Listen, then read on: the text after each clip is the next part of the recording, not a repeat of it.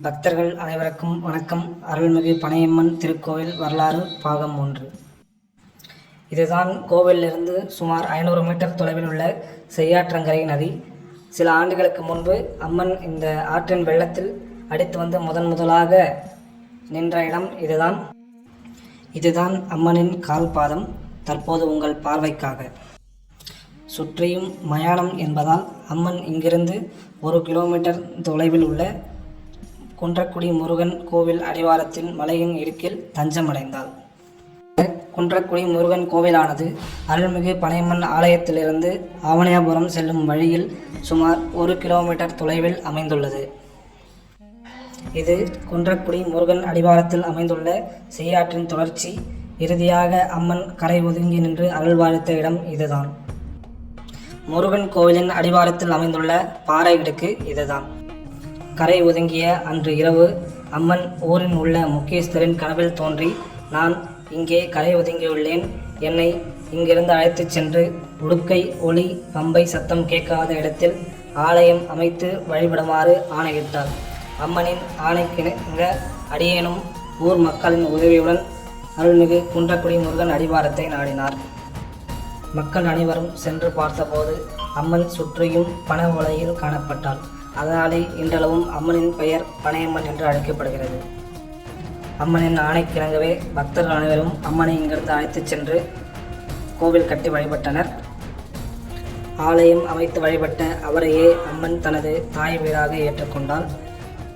இன்றளவும் திருவிழாவின் போது முதலாக இந்த இடத்திலிருந்தே அம்மன் கரகம் ஜோடிக்கப்பட்டு வர்ணிக்கப்பட்டு கரகம் எடுத்து வரப்படுகிறது. பக்தர்கள் புடை சூழ அம்மன் கரகம் எடுத்து வரப்பட்டாலும் யாரிடத்திலும் ஆரத்தி வாங்குவதில்லை. தாய் வீட்டில் மட்டுமே ஆரத்தி வாங்கப்படுகிறது. இதுதான் அவர் தாய் வீடு. சுமார் 50 ஆண்டுகளுக்கு முன்பாக அம்மனின் உற்சவ சிலை இந்த வீட்டில்தான் இருந்தது. 1975இல் எம்ஜிஆரின் ஆட்சி காலத்திலே இந்த பகுதி அனைத்தும் பட்டா வழங்கப்பட்டு குடியிருப்புகளாக மாற்றப்பட்டது.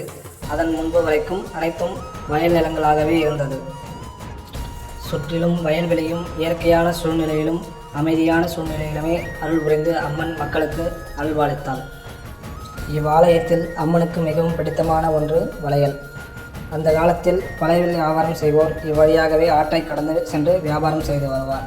அன்று வியாபாரம் முடித்துவிட்டு சற்றே ஓய்வெடுக்க இங்கே அமர்ந்தார்.